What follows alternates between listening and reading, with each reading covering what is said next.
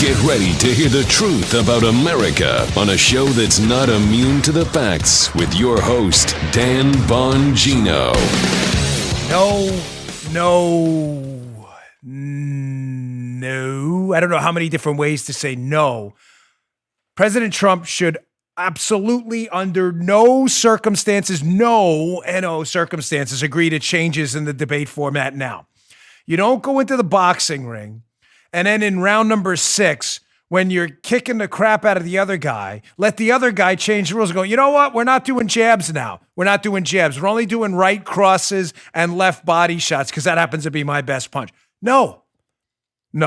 They want to change the debate now after yesterday's show where I told you what? Most listened to show, by the way, overnight ever.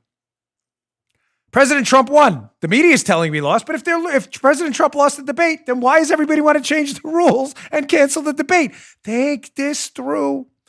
Today's show brought to you by ExpressVPN. Protect your online activity from prying eyeballs today. Get a VPN. Go to expressvpn.com/Bongino. Get that VPN today. Welcome to the Dan Bongino Show. Producer Joe, how are you today? Fine, sir. Hey, what are you talking about? No jabs. What do you mean no jabs? No jabs. They don't want to. Come No, but here's the thing. on. They only want no jabs because the guy who's winning the boxing match, that's his best punch. They're like, no, we're going to change the rules now. We're going to mute Trump's mic. No. I got that. Yes, jabs. I also Yes, have a jabs. suggestion Yeah. I teased on my Parler account. If in the unlikely event, hopefully, that President Trump loses the election, I want to give you an idea. I'm going to throw it out there. It's probably going to drive liberals mad. We'll probably hear from the lunatics at Media Don't Matter today and the others, but that's okay. I'm going to throw this out there. I want everyone to listen, including the liberal lunatics. Let me get to I also have a quick update for you on that health thing. So, lot to get to today. Today's show brought to you by our friends at Job Creators Network. Ladies and gentlemen, we're weeks away from Election Day. Voting has already started in some states. My wife and I already voted. It's about to start in others. If you live in Ohio, do you know early in-person voting begins 28 days before the election? In Arizona, it's 27. That's why I need you today to go to keepamericaamerica.com today. They will get you the most trusted, up-to-date voting information. They're the best right now in the business at doing this. It matters. While you're there, please commit to take one person to the polls, just one at a minimum, or help them complete a mail-in ballot or request for one. The 2016 election was decided by thousands of votes, not millions. And 300,000 of you across the country have gone to keepamericaamerica.com. I want to see that number reach 1 million. Please get out the vote. GOTV. It's all that matters right now. Make this the biggest get out the vote effort in conservative history, one the liberal media can no longer ignore. Do a little, do a lot. Go to keepamericaamerica.com and do your part now to figure out how much you can do. Get out the vote. The vote is all that matters now. All the other stuff is over. No more pre-games, no more preseason. This is the Super Bowl. Go to keepamericaamerica.com today and figure out what you can do. All right, Joe, let's go. All right, so just a quick update. A lot of you ask, and you're part of my life. You have been for 5 years plus now. So I got a call about the lump in my neck, and it wasn't the best call, wasn't the worst call. Basically said, we just don't know yet. They just don't know. The biopsy they did, the needle biopsy, the results were basically not conclusive enough to make a determination, which again is not bad news, not great news. You want to hear, obviously, it's not, something really bad. So bottom line is I'm going to have a procedure done probably next week, which may impact the recording schedule a little bit. I'll let you know in advance. I just found out today, honestly, just before the show. It's been a lot to process, but enough about me. A lot of stuff going on, so let's bypass on that till I have more information. Let's get right to the substantive material of the day. So President Trump, as I told you yesterday in one of our most listened to show combined ever on Rumble, audio, everywhere, I covered yesterday the reasons I laid out of why Trump won the debate. Listen, I get it, liberals. I think what that lunatic Seth Meyers was like poking fun at me last night. I'm sorry, Seth Meyers, a moron, didn't know anything about politics. But these are the same morons who told you in 2016. Remember, Joe? Hillary Clinton smoked out Donald Trump in a debate and promptly lost in an electoral college landslide. Hillary Clinton would have won the election if she was running to be governor of New York and California. She wasn't. She was running to be president of the United States and got destroyed because of people like Seth Meyers, these other goofballs who can't read the tea leaves. What's going to happen in the election? I don't know. Things could change in a few weeks. I'm simply telling you, if you came away from that debate thinking Biden won that, you're deranged. Was it a rout by Donald Trump? No. Was it a win? 100%. It was a win by Trump. And yesterday I explained why. The most damaging political narratives that hurt you politically are ones that change your idea of who the candidate is. Nothing changed about who you thought Donald Trump was in the debate, did it? Was anybody confused that Donald Trump is a bombastic guy who's got a lot of bravado and machismo? Anyone? Did anyone go into that like, oh my gosh, Donald Trump is usually so understated and quiet? I'll give you a second, Joe. Anybody think that? I'm waiting for a hand to get raised anywhere in the audience that isn't there. I don't see any fictional hands where nobody thought that. But before the debate, leftists like the AOC crowd and the Bernie Sanders crowd did go in there thinking Joe Biden was going to be with them on the Green New Deal, massive tax hikes, government-run healthcare, and elsewhere, because behind the scenes, that's what he's telling people, to get the leftists on board, which are an increasingly large portion of the Democrat Party. Well, that's not what Joe Biden did. Donald Trump smoked him out and got him to repudiate all that stuff. That's a big problem for Joey B. Plus, as I told you, he lost his temper, but he's supposed to be the calm, cool, collected guy. Not so much. You clown, you racist, shut up, man. So because Trump won the debate, I think handily, and caused a lot of political damage to Biden, now everybody wants to change the rules. What is the doggy doing there? She's like, there's like a dead ant on my floor. This thing is obsessed with my poor Lucy down there. She is. She will not leave this ant alone. I mean, you may say, why didn't you clean? Because I just killed it a minute ago. I had to rush to do the show. So now, of course, getting back to this, the media wants to change the debate rules to make sure their guy, the media's guy, Joe Biden, wins. So see the story in the Washington Examiner. It's in the show notes today. If you want to access my notes to the show, the newsletter, bongino.com/newsletter, subscribe. It's free. I'll send you these articles every day. Washington Examiner. Future presidential debate moderator shares a tweet asking if Trump will submit to new debate rules. Anthony Leonardi, Washington Examiner. Was I clear on my answer, Joe, before the show in the intro? What would be the answer to that from President Trump? A no. A big no. A huge no, in all caps no. A no with exclamation points. A no written in Spanish with exclamation points upside down and right side up. If you know anything about writing in Spanish, you know what I'm talking about.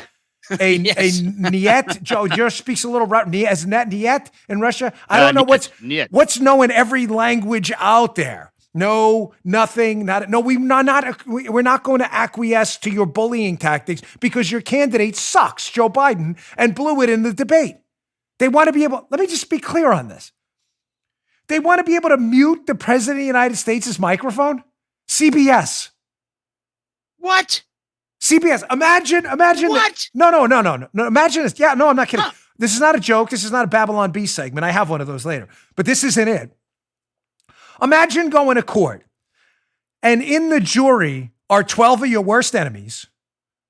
Don't ask how they got there, but they're 12 of your worst enemies. They hate your guts. We've all got them, sadly. 12 of your worst enemies. You're in the jury box. And as you're getting ready to defend yourself with your lawyer, they're like, Judge, mute button time. We don't like this guy. No chance in Hades you would agree to that. Why would Donald Trump let CBS, of all people, mute his microphone? The answer is no. No way. Not a chance. Okay, so what do? I actually have down here, hell no. I'm saying Hades, but you get the point. Here's my suggestion if Team Trump is listening. If they go through with that and change any of the rules, immediately pull out of these debates. I know, many of you, I get it. I already hear the rumbling. I hear the bustling. Yeah, I do too. Well, Dan, President Trump's going to look like a coward. No, ladies and gentlemen, President Trump is going to look like a loser in the debate if his worst enemies, CBS and the media, get to mute his microphone as he's actually trying to defend himself. Now, I think everything through. I don't say things on my show for effect or emotion, although I am an emotional guy. Everything I say, I think through, obviously. Don't let the halo effect take over. Don't let my square jaw and generally mean-looking face distract you from, I think, a lot of this and all of this through. You know? My pit bull-like face confuses people. Ladies and gentlemen, this is not simply an issue of President Trump and the debates and what he looks like or doesn't. You think the networks, which stand to make a fortune off this kind of stuff, pre-game coverage, post-game coverage, do you have any idea? Listen, I'm in the entertainment, political news business, commentary business. I know what it is. There are ad rates, CPMs, cost per mil, where these people pay a lot of money. You think all these networks are going to give up all that money? If Donald Trump threatened to pull out of the debate, I think CBS and everyone would back down immediately, and he should. But you don't want to pull out and look like a coward. So what do? Paula, let me know what you think of my plan. Joe, too. I need some I haven't told him about this. I told Paul about my second idea, but not this one. You propose a legitimate town hall. You invite some Republicans and some Democrats, and you just do it yourself. And you pick a moderator you actually trust. No problem. Invite some Democrats, and we'll take questions from Democrats. Trump takes questions from Democrats every day. The media. What's the difference? Trump takes questions from hardcore Democrats every day. Get some steel workers, some oil workers, some union folks, some school teachers. Take questions from them. Do a crowd, 50-50, Democrats, Republicans. Do your own town hall. Get an actual moderator that's not a Democrat, like someone at CBS. I don't know. I'm about to bond today. I don't know their politics. I'm just telling you, letting CBS run the debate, make the rules, hard no. Pull out immediately if they do that. Set up your own town hall. Put it on Fox or whatever. I don't speak for Fox with this, to be crystal clear. Put it on Fox, somewhere else, and watch the ratings go through the roof while Joe Biden tries to give a speech in front of 6 people in a backyard somewhere on counter programming. What do you think of my idea? You like it? Joe, what do you think? Yeah, I think it could work. Yeah, very well. It could work. Yeah. I'm just to be clear, I don't want that. I'd rather a debate. No. That's not what I'm saying. I'm just saying a debate where CBS is muting the president's microphone. No. We'll do our own debate. Here's idea number 2. Get ready. This one's going to rankle some folks. That may be understating it dramatically, but that's okay. If the president loses, I think that's unlikely, but obviously there's a chance. If President Trump loses, should we say this? We're going to cause a lot of trouble, aren't we? Yeah, we are. I'm going to say it anyway. It's okay. This is my best advice to them because you're dealing with a stacked deck.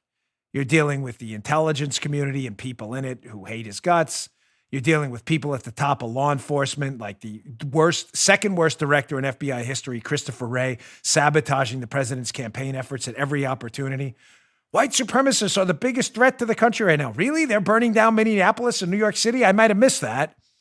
Antifa, it's an ideology. Not a thing. Really? It's funny because I actually have a New York Times article saying the exact opposite. Christopher Wray, who is the worst FBI director in history, he's got everything allied against him. He could lose. I hope he doesn't. If he loses, the day he's declared the loser of the election, he should declare he's running again in 2024, day after. My gosh, Dan, can't say that. It would look like an unpeaceful transition. No, there's nothing not peaceful about it. Peacefully leave office. You have to. That's what we do. Declare the day you're declared the loser, if it happens, unlikely, but could happen. Declare you're running again in 2024 and run every single day. Oh my gosh, we've never had that. It would disrupt the Biden presidency. Oh, you mean like they disrupted the Trump presidency? With the Spygate fiasco, the impeachment fiasco, the various investigations into Donald Trump's family despite no evidence of criminality. You mean the Attorney General in New York looking into tax records despite the fact that he's been under audit for a while? Nobody else has found it, but he has. You mean all the Trump people put in jail for process crimes while Hillary's team gets away with actual crimes? You mean that? Oh, and we're supposed to feel bad.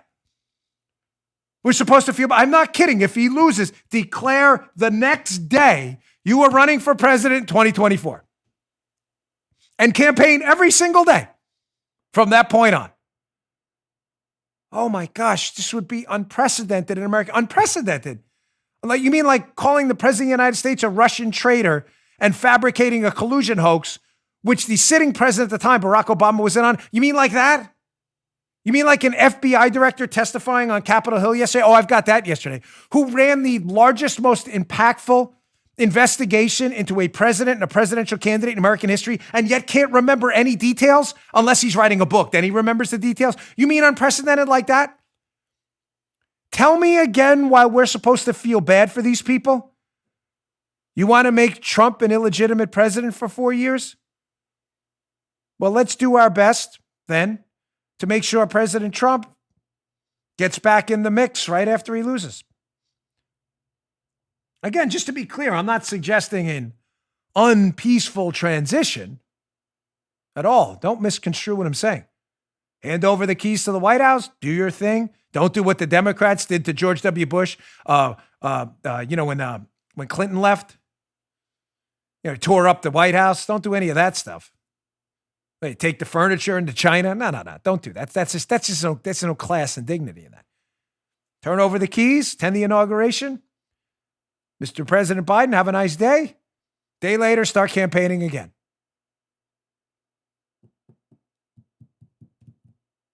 I love that idea. And I think he should strongly take that into account. The liberals would go wild because they'd say, wait, we're only allowed to do that stuff. Fake impeachments and investigations and weaponized government spying and all that. That's our thing. You're not allowed to run for president right away. And keep in mind, I'm not talking about breaking any laws like they did. I'm talking about just announcing, like any free citizen, you're running for president. Let's hope it's not necessary and we win. But I think the president should strongly take that into account. I know a lot of you in the audience are nodding right now. Some of you are saying, Dan, we should be the bigger people and let Biden have his presidency. Sorry you feel that way. We're in a war right now with these people. I'm not kidding. Don't ever forget one axiomatic truth of politics. Conservatives think liberals are people with really bad ideas. The radical left thinks conservatives are really bad people with ideas. Don't ever forget that. All right, I'm going to hit my second sponsor, and then I want to move on to Jim Comey yesterday, who has now cemented himself as the worst director in the history of the FBI, quite possibly the worst director or head honcho of any law enforcement entity at any time, anywhere in the United States. What an embarrassment. I got a lot on that. Today's show also brought to you by our friends at rushtaxresolution.com. If you're getting scary notices from the IRS, like a threat of bank levies or wage garnishment, you're crazy to try to deal with the IRS on your own. You'll get wrecked. Call the pros, my friend. Sean Hannity's been raving about for years. Rush Tax Resolution.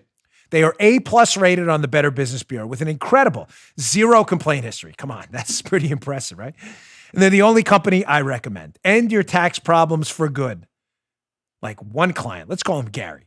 Gary owed $58,000. Rush Tax settled with the IRS for $100 total. Call now to find out upfront and for free what kind of relief you qualify for. Do not deal with the IRS on your own. And now through October 31st, 2020, mention my name, Dan, and if you become a client, they'll send you a signed, by me, copy of my newest mind blower, Follow the Money. Call 800-217-3715, 800-217-3715, or rushtaxresolution.com/Dan. That's rushtaxresolution.com/Dan. Don't wait. Do not deal with the IRS on your own. Welcome to the show, rushtaxresolution.com/Dan.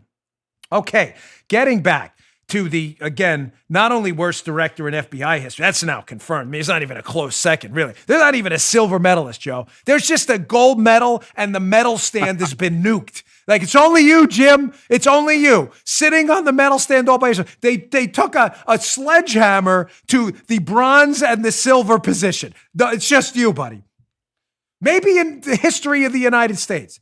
So Jim Comey, disgraced FBI director, goes up to Capitol Hill yesterday to answer questions about the revelations we discussed on yesterday's show that we now know Hillary Clinton invented the collusion hoax. Donald Trump's colluding with the Russians. That was a Hillary Clinton fabrication and her team. We now know Jim Comey's FBI knew about that Hillary made up the whole thing. We now know the Russians knew about that too. And we now know Jim Comey not only did nothing about Hillary using Russian disinformation to create a collusion hoax, but actually had Donald Trump investigated for the hoax he knew Hillary Clinton invented. Does that sum this thing up? Yeah. So they get Jim Comey, disgraced fraud liar, up to Capitol Hill. This guy's about 7 feet tall of garbage. He really is. You ever see him in person? Garbage doesn't usually stack that high. In Jim Comey's case, it absolutely does. So Just the News, John Solomon's terrific website, by the way, which has a great video account on Rumble too. I just want to throw that in there.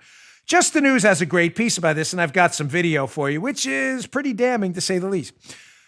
John Solomon, James Comey's no clue routine on the Russia probe exposes an FBI in distress. Gee, you think?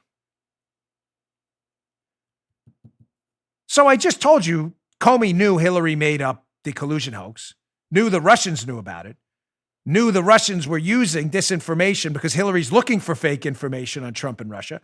And Comey decides, yes, let's investigate Donald Trump. But when asked about this yesterday, John Solomon covers this in his piece. Jim Comey, unbelievably, Joe, who wrote a book on this, it seems to have retro and anterograde amnesia. Stunning how that works. From John Solomon's piece, be in the show notes today. Here's Comey, quote, "That doesn't ring any bells with me." Not a lot rings a bell with you, Jim.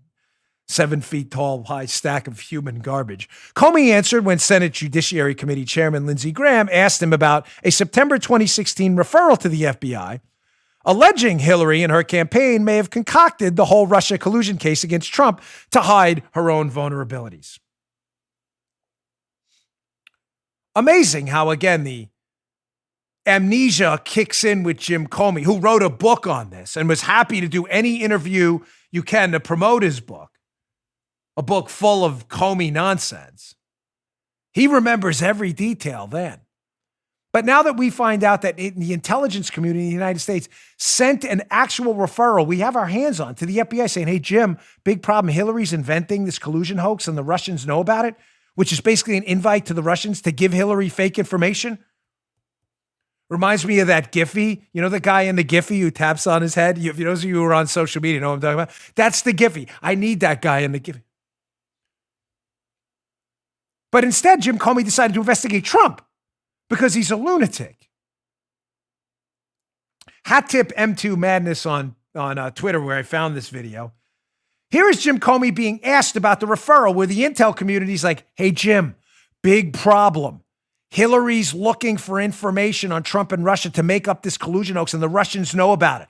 That's a problem. Here's Comey's answer. And if you're watching on Rumble, rumble.com/Bongino to see on video, you'll see below it, this M2 Madness account was kind enough to put in the referral at the bottom there, where it says clearly that on September 7, 2016, a referral was sent to Jim Comey while he's denying knowing anything about it. Watch this video.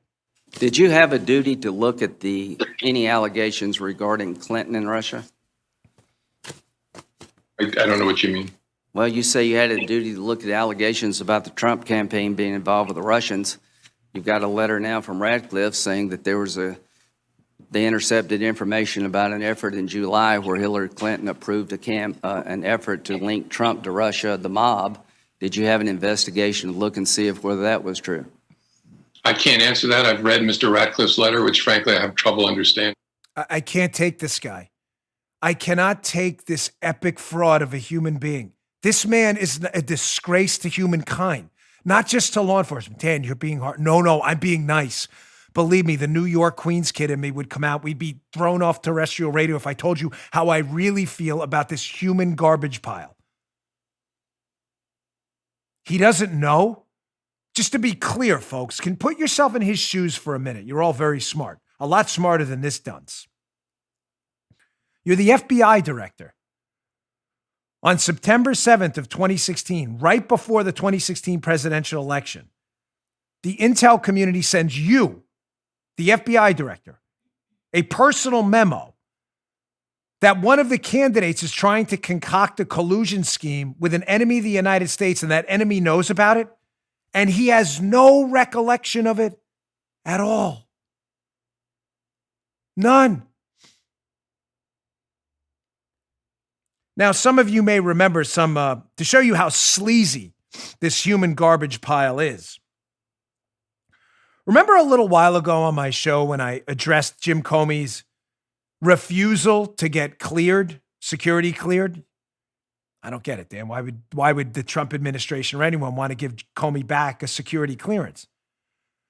Well, he needs to have his security clearance back to be able to look at these memos like the one addressed to him on September 7, 2016, which discusses Hillary's plot to invent the collusion hoax. But instead of Comey saying, yeah, clear me back in, I'd like to take a look at it, refresh my memory, and clear things up, Comey refused because he's a garbage pile. So now when he says, hey, I don't remember anything, nobody can come back to him like Lindsey Graham or someone. That's interesting, Mr. Director, because we showed you the memo just an hour ago. You still don't remember? You see what's going on? I warned you about this months ago. It's the benefit of being tuned into the show. Many of you are shaking your heads. How Comey's lawyers and them got together and said, no, don't clear us back in. Why? Because we don't want to clear it up. And we don't want you to show us classified documents because we don't want to tell you what really happened because I'm going to go and testify in front of Congress and potentially in a criminal trial later on. I just don't know.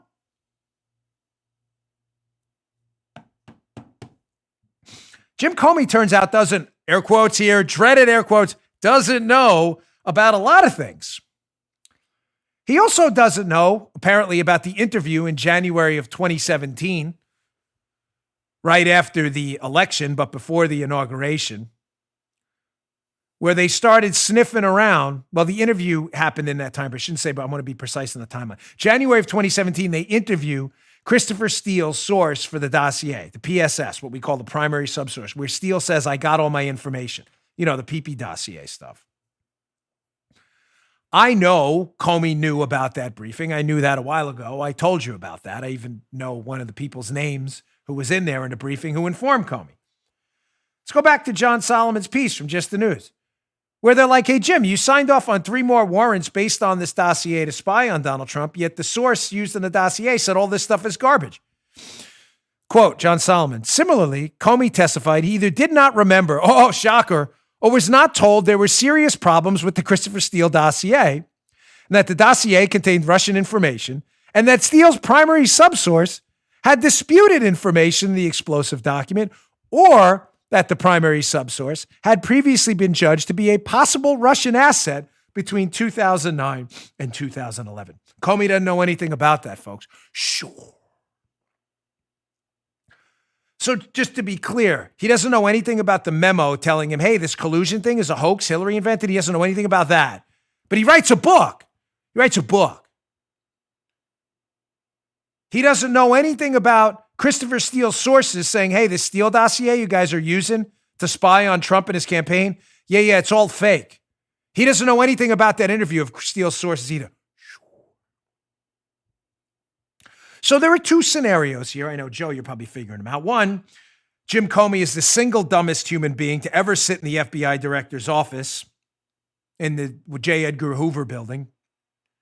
Or Jim Comey is a sociopathic, pathological liar. I'll let you decide. What? Yeah. Both. There's no option C here. Right. There's no none or all of the, well, maybe in all of the above. There's certainly not a none of the above. Here is Mike Lee, my friend from Utah, Republican senator, who's had about enough of Jim Comey. Mike, believe me when I tell you to, Senator Lee is about as sober and restrained a human being. I know him personally. He's a good man. May not like everything he's done. That's fine. I'm telling you from my experience, he's a decent human being, and I will stand by that till the end of time. He's done things for me behind the scenes. Again, we don't always agree on everything, but he's a good man. Mike Lee is, I would say, airs towards a conservatarian, libertarian conservative, and doesn't like the idea of the FISA court at all. So the fact that Comey used the FISA court to spy on President Trump really has Mike Lee, again, a very sober, down to earth. I've never seen him riled up for anything. Has him a little upset. I want you to listen to him shred dopey Jim Comey on Jim Comey's selective memory. Check this out. Mr. Comey, with all due respect, you don't seem to know anything about an investigation that you ran. So how can you now, as a private citizen and former FBI director, show up and then speculate freely regarding any alleged ties between President Putin and President Trump? I heard you say just a moment ago. Now, I hope I misunderstood you. Please correct me if I did. I think I heard you say that you still speculate they might have something on President Trump because of how President Trump refers or doesn't refer to President Putin in public.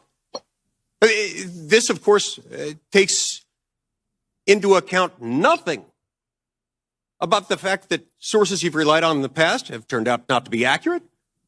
You didn't identify the inaccuracies subsequently to the FISA court. It acknowledges nothing about the fact that there are perfectly reasonable explanations as to why one leader would refer to a foreign leader in a certain tone, or the fact that this is the same tone that he uses in referring to other world leaders, particularly those world leaders in parts of the country where we've had some issues. So honestly, how can you as a private citizen now come to us and in your capacity as former FBI director and speculate so freely regarding these alleged ties when you don't seem to know anything about this investigation that you ran? Does somebody have a Band-Aid for, wait, hold on. No, alcohol pad. Here you go. BD, alcohol swabs. But someone might want to put some salve on that. Alcohol swab first. Swab, maybe a little, Neosporin or something on that. So, Jim, just to be clear, dopey Jim Comey, you don't know anything about anything involved in the investigation of substance. You don't want to be reminded, so you don't want your security clearance about what you did. But then you go out and write a book and go on TV and imply that Donald Trump is a Russian agent, although you remember nothing about the investigation into Donald Trump allegedly being a Russian agent that turned out that he wasn't a Russian agent. I'm just trying to get my arms around that. Pummeling style, underhooks, go for the underhooks, right? I'm just trying to get my arms around that. Good for Mike Lee shredding this complete imbecile in front of the country. You know nothing about your own investigation, but now you're here to give us your opinion on an investigation you know nothing about. Just to be clear, Jim. Come on, that's a double, at least a double. Do the right thing there. You got to step up with that. That's a definite double, Muttley. Minimum. We haven't had a Muttley. That's good. I like Muttley. We need one Muttley a week. That's a double Muttley minimum. Like I said, we've only had like 1 or 2 4 Muttleys, a few 3. Oh, yeah. A double, though, that's very good. It's still good. All right, I got one more thing on Comey. I got the great Tom Elliott over at Grabian, who we love, had put together for us a supercut of Comey not knowing anything about anything, but then speculating when it comes to bashing Trump. I'm going to get to that in a second. Let me get to my third sponsor. I always appreciate your patience. These are great companies that like to be here and talk to you. Are those the empanadas in the air? Did you just sneak that in there? So we use this thing. We love it. We got it in the mail. It's become our new go-to. I love, I don't know if you know this, but I love chicken nuggets. I know you would think like, hey, my show does good. Dan Bongino show makes a decent amount of dough, right? You know, he clearly eats like foie gras. No, I don't eat any fancy stuff. I eat basically turkey sandwiches and chicken nuggets all day because I love them. And my wife's incredible empanadas. And that's why we use this Power Air Fryer. There they are. They're the empanadas. Those are actually made in this product here. What is it? Mm-hmm. You need to use a bunch of different kitchen appliances, a toaster, air fryer, a grill, a deep fryer, etc. That's why I'm really stoked about our new partner. They have excited, but I'm not excited. I'm stoked. I love this thing. We use it every day. The Power XL Air Fryer Grill. You can replace 8 kitchen appliances with the Power XL. It's an air fryer. That's what I use for the nuggets. I love nuggets. A grill, rotisserie, convection oven, pizza oven. We've used that. Griddle, deep fryer, and toaster oven all in one. The Power XL cooks with hot air, not oil. So you can cook healthier, which does matter to me, with up to 70% fewer calories from fat. The food comes out fantastic. You cook for the whole family. It fits over 4 times more food than a traditional air fryer and cooks much faster, saves me a bunch of time. I'm always in a time crunch. You can even char, grill, and air fry at the same time. Enjoy fried foods without the guilt that comes with it. It also comes with a ton of accessories like a nonstick grill plate, crisper tray, baking pan, dip tray, and oven rack. They're all dishwasher safe, so cleanup's super easy. It's almost like they sat down, thought about all the problems with cooking appliances, and decided to solve them. That's why it's the #1 brand of air fryers in the U.S. We love it. We love it. We got it before I knew they were a sponsor. True story. And Paula thought I ordered it. So I'm like, yeah, we're cooking with this thing. And then I found out, oh, they want to be a sponsor. I'm like, this is great because I used it without even knowing they were a sponsor. And I love it. True story. The Power XL air fryer comes with a 90-day money-back guarantee. Right now, they have an exclusive offer just for Dan Bongino Show listeners. If you go to trypowerxl.com and use promo code Bongino, we love promo codes, you'll get 10% off plus free shipping and a free cookbook. So head over to trypowerxl.com. Use the special promo code Bongino. One last time for this incredibly affordable deal, you ought to go to trypowerxl.com. Use promo code Bongino. This product is really awesome. You're going to love it. All right. Love that product. So getting back just quickly to Comey, one final piece of video. Again, hat tip Tom Elliott over at Grabian. Here is a 1-minute montage of Dopey Jim, 7 feet tall pile of human garbage, who seems to think the president's a Russian traitor, despite not knowing anything about his own investigation, proving the opposite, telling everyone he doesn't know nothing about nothing. Is that a Sergeant Schultz thing, Joe? Nothing ever. He don't know nothing. Nothing. Check this out. Did Mr. Page deny knowing people that you accused him of having contact with? I don't remember. That's about all I recall. I don't remember that. I don't remember learning anything additional about Steele's sources. Not that I recall, no. I don't remember Bruce or ever briefing me. I don't recall that. So do you recall? I do not. Do you recall? I do not. I don't remember any discussion. I don't remember using that word, but I don't remember using that word. I don't remember ever being informed. I don't recall being informed of that. Did you ask any questions or do any due diligence on this at all? I don't remember anything about the facts that have been revealed recently about the subsource. I don't remember the exact words, but something similar. That doesn't ring bells with me. Okay. Well, that's a pretty stunning thing. It didn't ring a bell. Which I'm sure you remember. I don't remember the exact words. I don't remember whether I knew the Democratic Party. I don't know for sure. I don't know. I don't think I knew before. I remember reading the footnote. I don't know whether I asked. I don't know what that refers to. As I said earlier, that does not ring any bells with me when I read that. I don't remember it. I don't remember receiving anything that's described in that letter. You know, Mr. Comey, I call that selective memory. Again, can we go back to our multiple choice options?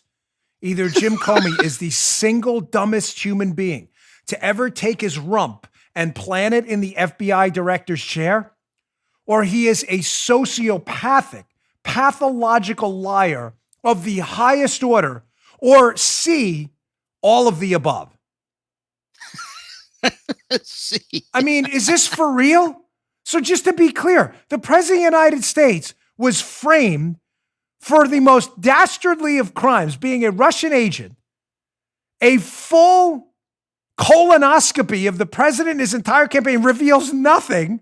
We now find out on record, Hillary made it up, notified the FBI director, and the guy gets a pass because he just doesn't know. He just doesn't know anything. I mean, this man is, do you understand, a stain on humankind. He's not a stain on the country. He's a stain on humankind. He is one of the worst human beings I have ever seen in my life. No dignity, no courage, no honor, no code. I'm not kidding about the code, by the way. I'm a guy. I can only speak for myself. We have this like guy code thing. And it's things you just don't do. You know what you don't do? You don't do Jim Comey. Ever. Remember that Nike ad? Bo knows. There should be a new one. Comey doesn't know anything. Ever. Disgusting. Well, Jim, how about we read you in so we can remind you of all your mistakes? No, I don't want to be reminded. All right, moving on. Hey, what I like to do here on the show, it's going to be my little bit more debate / election coverage, is I really don't like lies and fake narratives, and I don't like repeating them, like the collusion hoax and stuff. So what I do is I like to turn around those narratives and point out how when the Democrats are accusing you of something, they're typically doing it themselves. So the Democrats are now accusing President Trump, of course, during the debate of refusing to disavow white supremacists. A fake, totally fake lie, made up, read the transcript. It's just false, fake, invented human garbage pile stuff. So the Hat Tip Reagan Battalion on social media, Reagan Battalion put together this montage. And I want to contrast this with why the Democrats are accusing President Trump of being involved with or not refusing to refute white supremacy. It's because Joe Biden actually has a problem with actual white supremacists, we'll get to next. So now what we're going to do is we're going to take this narrative, folks. You know how we like to do this, right? Remember the wazoo? We don't know where the wazoo is, but we can guess. I have an idea. We're going to take their narrative and ram it right up their wazoo. You want to talk about white supremacists? Okay, let's have that conversation. But first, let's have the conversation about what has Trump done to fully condemn white supremacists. Well, let's go to the videotape and just check what he's done. Hat Tip Reagan Battalion. Play this cut. Rejected David Duke. I've rejected the KKK. Do you want white supremacists to vote for you? No, I don't at all. Not at all. Racism is evil. And those who cause violence in its name You are had criminals people, and I'm not talking about the neo-Nazis and the white nationalists, because they should be condemned forcefully against hatred, bigotry, and violence, and strongly condemn the neo. Must condemn racism, bigotry, and white supremacy. Any group of hate, I don't like it. Any group of hate, I am, whether it's what The Ku Klux Klan. I totally disavow David Duke. But let's ask him, Joe. But let's ask him for a 57,000th time, 57,672.6. Let's ask him again to condemn what he's condemned. Why are you doing this? Because you're media people, and you just can't get enough with these phony efforts to tar Trump with the racist label, despite no evidence any of it's true, like the collusion hoax. But why aren't people? It's wazoo time. Wazoo. Let's take that white supremacist question. This is, by the way, wink and a nod to conservative media. We really should be asking that question of Joe Biden. Joe Biden has a really big problem with white supremacists. Oh my gosh, you can't say that. I don't have to say it. It's true. Joe Biden has spoke highly of exalted Cyclops man in the KKK. I didn't even know that was a thing. But Hogan Gidley, one of President Trump's excellent communication folks, went on CNN yesterday and finally started taking these people to the woods. You know, CNN, part of the Biden campaign.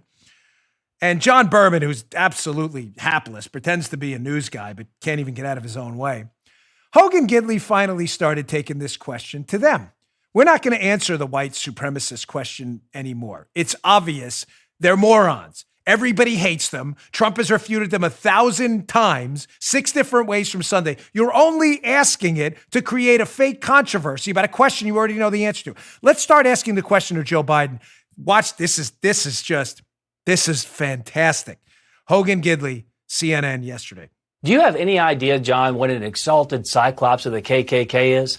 Because Joe Biden sure does. He spoke at a funeral for one and praised him profusely. Any idea who George Wallace is? Joe Biden sure does. Yeah. He thanked the person who gave him the award for George Wallace's name. Any idea what a racial jungle is? It's what Joe Biden doesn't want his kids to grow up in. Joe Biden's record on race is absolutely disgusting. Donald Trump was opening up his properties to African Americans and Jewish people while you were still in local television news, John. You know, one thing, Hogan, this president has a record of respect and understanding these groups like nobody else. I'm sorry, I'm not going to sit here and let you call the president of the United States a racist when he is the only one. He is the only one. Joe Biden can defend his own record. He can defend his own relationships, and he did in the past. CNN refuses to report. We have remember this one, Joe?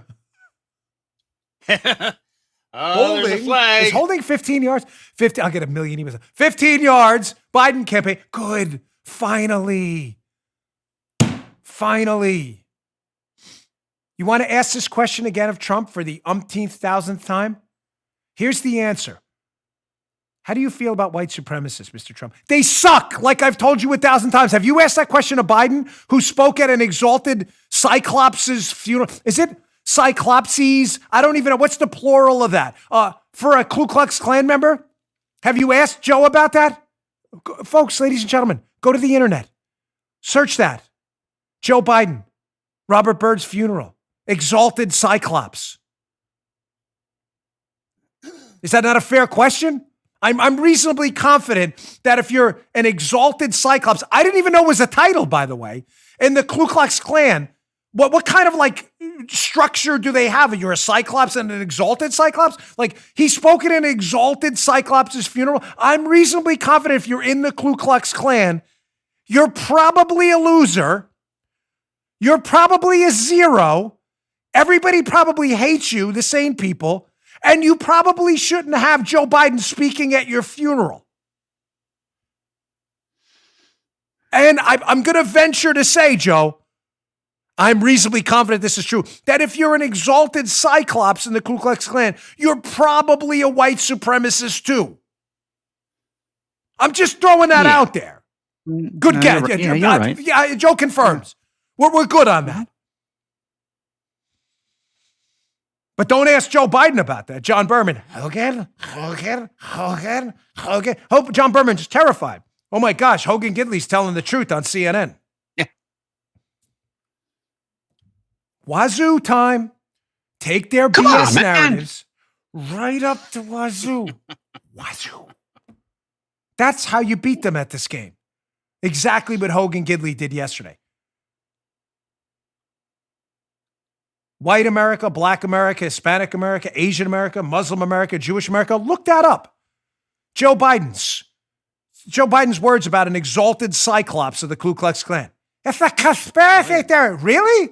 Use the internet. Figure out how much of a conspiracy theory that really is.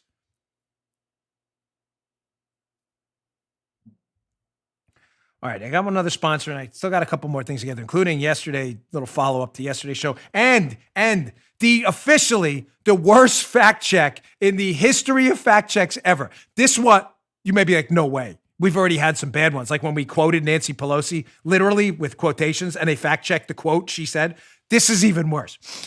Today's final sponsor are good friends at Patriot Mobile. Leftist corporations like Verizon have empowered radicals to tear our country apart by funding their efforts, most recently sending $10 million to Al Sharpton and others. Started with impeachment, then exploiting the pandemic, followed by violent riots, and now they're threatening violence over filling the vacant seat on the Supreme Court. Ridiculous. Patriot Mobile shares your values and won't send your hard-earned money to aid in the destruction of America or fund Planned Parenthood.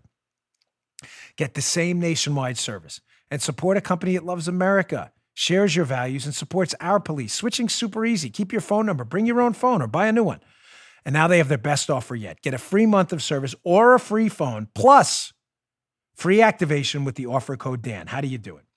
You go to patriotmobile.com/Dan or call their U.S.-based customer service team at 972-PATRIOT. That's 972-PATRIOT. Veterans and first responders save even more. So please make the switch today. Don't wait. Go to patriotmobile.com/Dan, patriotmobile.com/Dan, or call 972-PATRIOT today. All right. So, my thing about, fact checks, right? Liberal fact checks become a joke, sadly. If it's not done by a conservative site, you can disregard it. It's really an opinion piece called a fact check to make you believe they're actually checking something that's a fact. It's a fact. They're just not checking it. They're writing their opinion on it. We've had bad experiences with this on Facebook and elsewhere. But this goes down as the absolute worst fact check in the history of the cosmos, not just in the United States. So we all know, obviously, Ruth Bader Ginsburg passed, was it Friday or was it a week ago? But she passed, and they're now looking at filling the seat. You still have some remembrance ceremonies going on. So National Review has this article up. I mean, we all know Ruth Bader Ginsburg passed, right? Does anybody not know that at this point? I mean, you don't have to even consume the news. It's been everywhere. So National Review has this piece. You got to read this in the show notes. Dan McLaughlin. The stupidest fact check in the history of fact checking. And seriously, I think Dan's being nice. He may be understating how stupid this is. So the Babylon Bee, which is a satire site like The Onion, the Babylon Bee ran a headline. Here's the headline. The Ninth Circuit Court overturns death of Ruth Bader Ginsburg, September 21st, 2020. I'm not making light of it. It's obviously satire. You know, the Ninth Circuit Court of Appeals, the nutty ninth, which overturns everything all the time, as long as it's not liberal. It's a satire headline. The Ninth Circuit Court did not overturn the death of Ruth Bader Ginsburg. Somebody actually fact-checked this headline. This is not a joke. What? They actually fact-checked. This is real. From the National Review piece, I'm not kidding, by Dan McLaughlin. A week later, USA Today found it necessary for some reason to publish a fact-check of this headline by fact-checker Chelsea Cox, who should really leave public life tomorrow after this, entitled Fact Check, Satirical Claim that the Ninth Circuit Overturned Ginsburg's Death. Supreme Court Justice Ruth Bader Ginsburg, who died of metastatic pancreatic cancer September 18th, is actually alive, the article suggests. Oh my gosh. Because the Ninth Circuit overturned her death. Cox went on for over 800 words, listing 15 sources in order to conclude that their rating on the fact check, Joe, this is satire. Ruth Bader Ginsburg actually did pass. Holy smokes. And we should again be allowing these lunatics in the left-wing media and fact checkers and CBS to mute President Trump's microphone. Can we mute Chelsea Cox? Did you really fall for this? You thought that was an actual headline, that the Ninth Circuit overturned her death?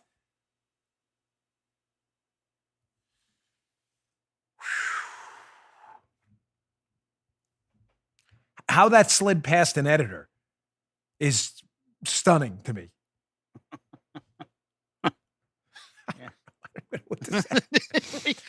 Dude. Hasn't been the greatest day for me, but I needed this. Sometimes I have to break the show up because I know this is a lot of heavy stuff to throw at you at once. All right, I want to follow up with yesterday's show. Yesterday's show, I broke the news, and we've covered it a little bit today, that summed up simply, Hillary Clinton invented the collusion hoax. We now know that because the information has been declassified. The FBI knew it. Jim Comey's pretending he doesn't.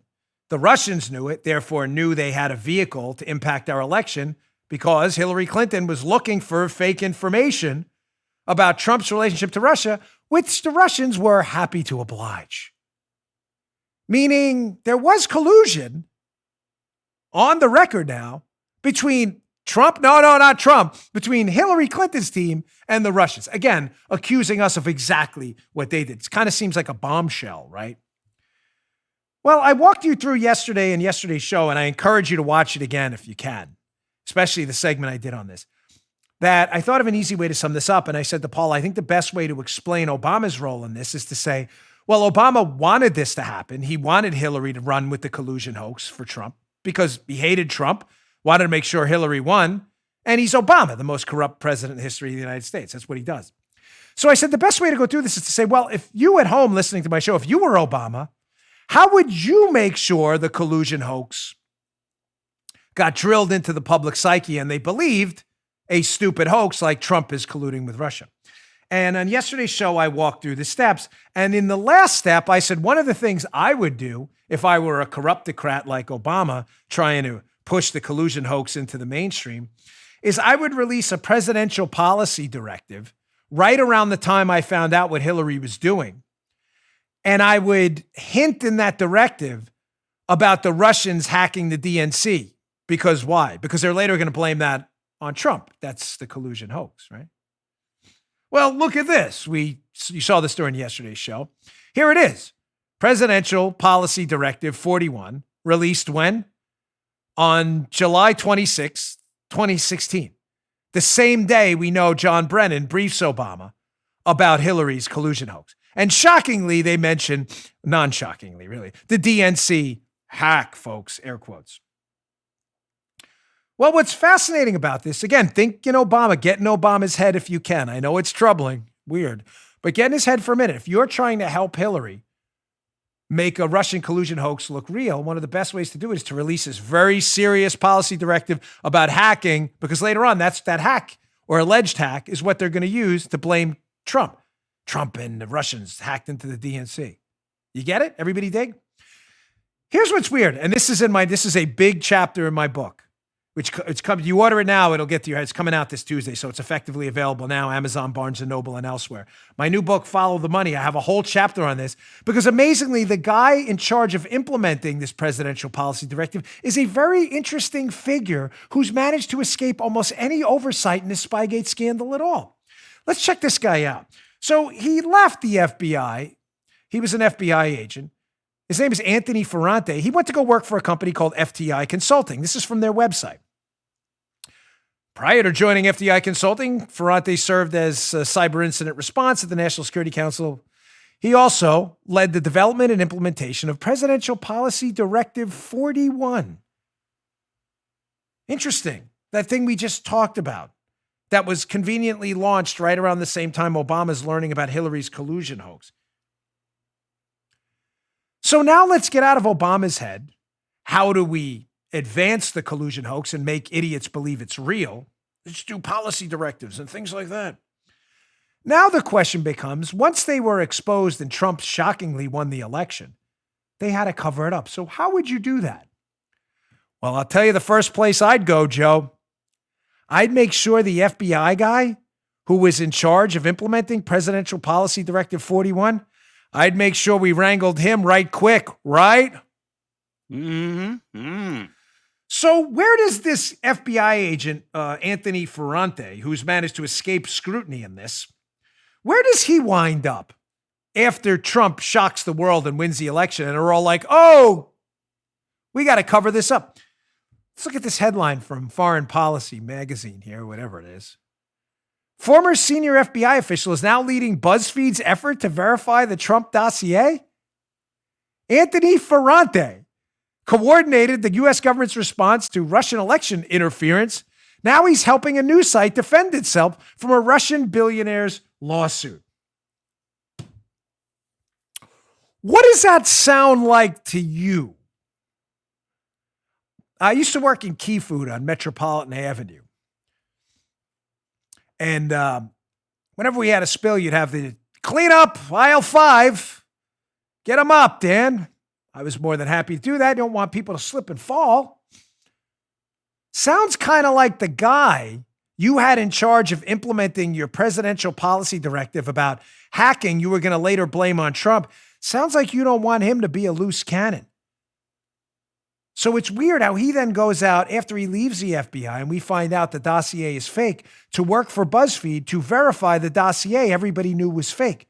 Sounds like a cleanup on aisle 5, doesn't it? And who better to get involved than the guy who's already involved, the point man on PPD 41. You may say, Dan, Ferrante may have just been looking for a few bucks after he left the FBI. It's awfully convenient. Worked for FTI Consulting. Next thing you know, he's verifying the dossier that couldn't be verified because it's fake. You can't verify fake stuff.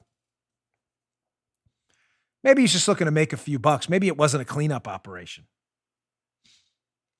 Well, who better as a cleanup artist if you can act as a mole too? Wow, there's nothing better than cleaning up a mess you made when you still have access to the mess you made after President Trump takes office. How did that happen? Let's look at this Washington Examiner piece.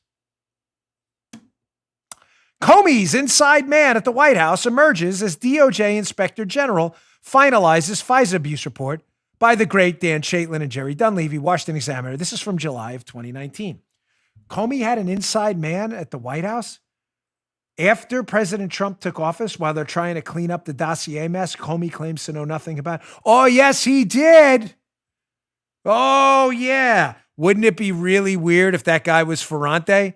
The same guy implementing PPD 41, who's also trying to clean up the dossier for BuzzFeed. Wouldn't that be very weird? It would be. So let's see if it's in fact that guy, how weird this really is. Screenshot from the Washington Examiner piece. Anthony Ferrante, there he is again. Longtime FBI official who worked on the National Security Council. Officials said Ferrante was working in the White House even while the FBI held him on reserve status. All the while, he was sharing information about Trump and his aides back to FBI headquarters. Wow. Oh, clean up aisle 5, and I get to share the whole cleanup details with the manager of the supermarket. Isn't this great? What a deal. So we're in Obama's head first. How do we do this? How do we make the collusion hoax seem real? I walked you through that. Now, how would we clean it up?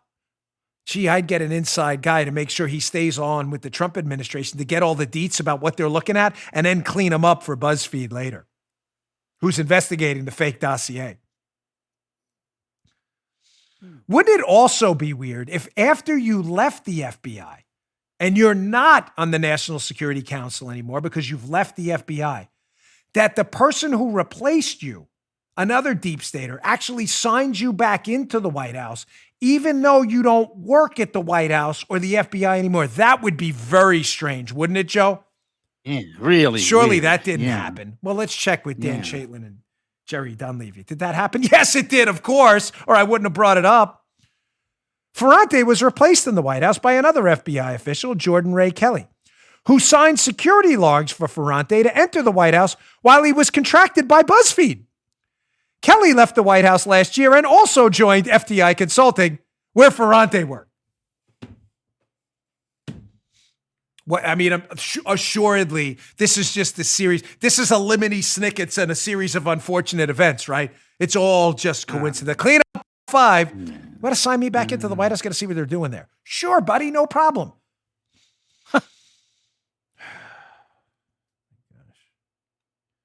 All right, I have more stuff, but I want to get this one last thing. So now we know how Obama did it. We know how they tried to clean it up, how Comey kept his point man inside the White House to see what the White House was trying to clean up, the mess that Obama left them.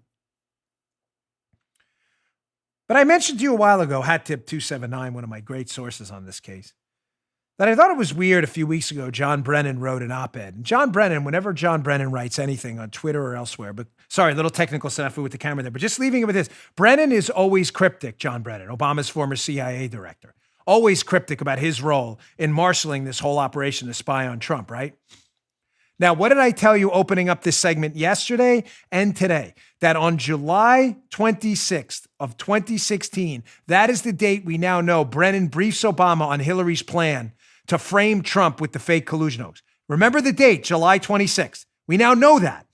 We know Brennan did that because we have his notes.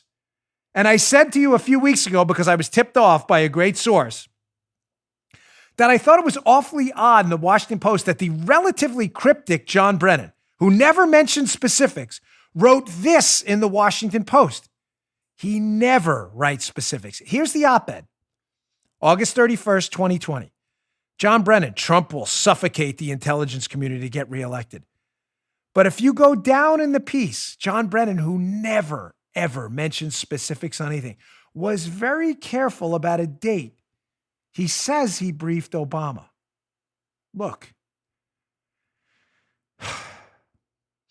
He says, but on the afternoon of July 28th, 2016, I informed Obama in a hurriedly scheduled meeting that President Putin had authorized his intelligence services to carry out activities to hurt Clinton and boost the election prospects of Donald Trump.